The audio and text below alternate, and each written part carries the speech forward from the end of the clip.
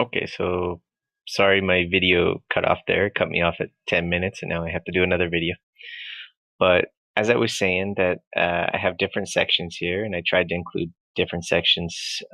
Like for example, section 1, I have true and false. Section 2, maybe a possible fill in the blank. Section 3, I have some multiple choice. You just circle the correct answer. Or here, maybe a little bit of matching. I tried to include a variety so that hopefully it can work for other people. But you can also, as you maybe get to learn the document a little bit more, you can kind of adapt and because let's say for example, I don't want true and false. These aren't formulas here, so I can just delete those, and now this could just be like a fill in the blank or something, or circle the correct answer. And as you write the question, you could put, what is the capital of Canada? We'll continue with the same theme, and you could put, Ottawa or Toronto. Who knows? Something like that. And when I go back to the exam, say F9 so that it appears, and maybe the students circle the answer. Who knows? However you want to adapt it so that it's a section that works for you.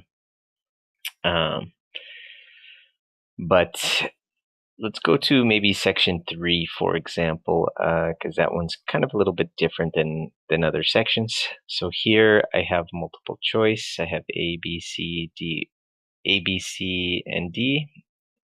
If you only wanted, for example, A, B, C, you can delete these D's and no problem, or just A and B, however you want to do it. But for section 3, similar, again, I will put in my questions. I don't know, we'll continue with the theme of capitals, I guess. So let's do, I don't know, Seattle, Portland, Sacramento, and let's do Albany, New York. So here I have different cities in the USA, for example. And when I go to section 3, are these right here or for this first question, question 1? So when I put Seattle, Portland, Sacramento, Albany, normally I put, section 3, I'll put them right here. Seattle, Portland, what was my other one? Sacramento and Albany.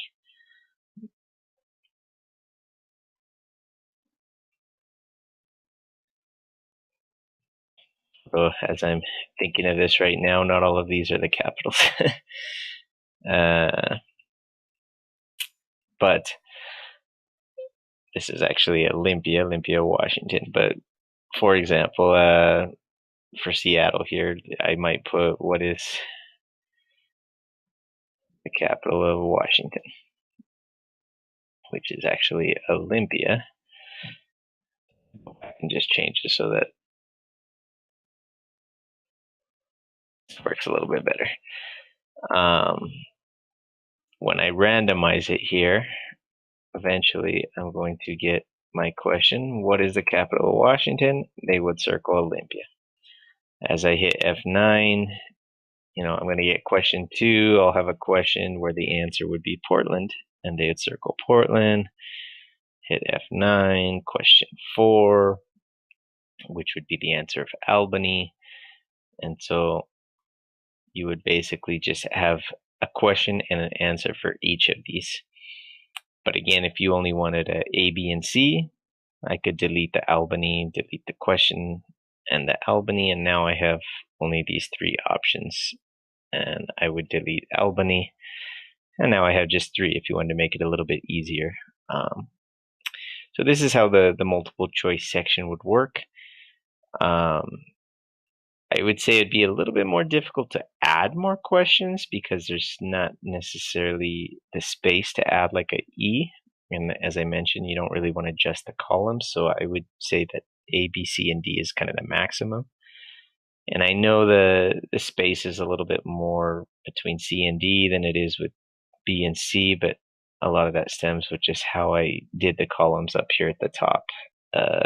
for when I needed to create it for my needs. But that's kind of how section 3 works a little bit, and hopefully you kind of understood that and I didn't go too fast. And so this would be question 2, and it says right here, question 3, question 4, and you would create just your question and answer, and you just make sure that your option 1, option 2, option 3, and 4 would be the same as, again, option 1, 2, 3, and 4, so that they match up.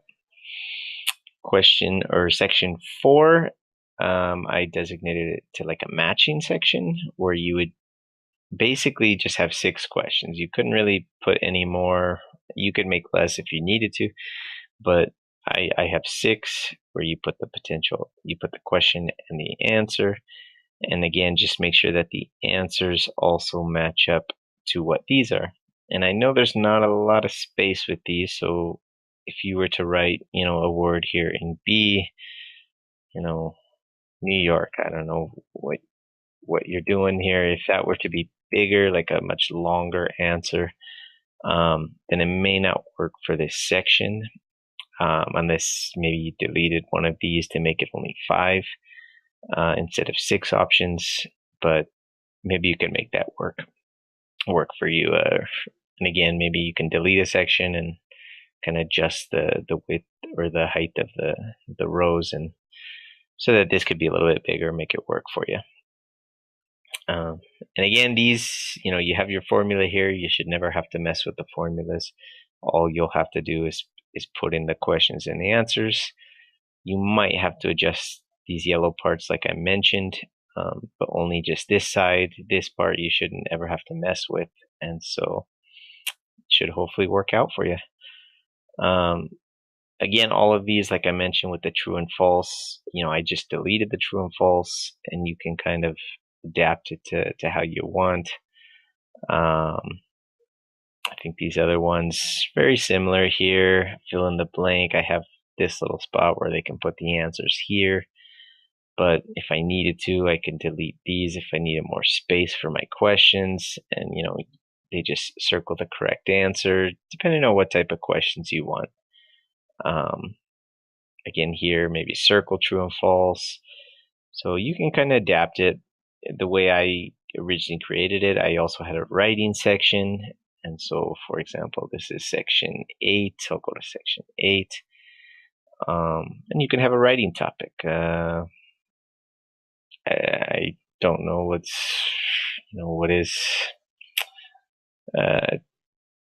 Tell me a little bit about yourself.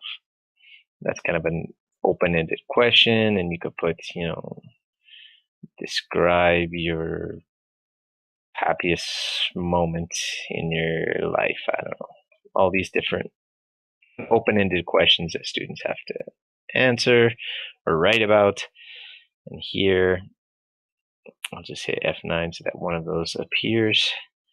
Here, describe your happiest moment, and now the student can write about that. I usually set a designated number of words that I want, like minimum 100 words or something. But I'll put that in the instructions right here if I need to. And so basically that's how this document works. Again, I know Excel is not the most user-friendly, but hopefully I try to make it as basic as possible so that you don't have to mess with any formulas.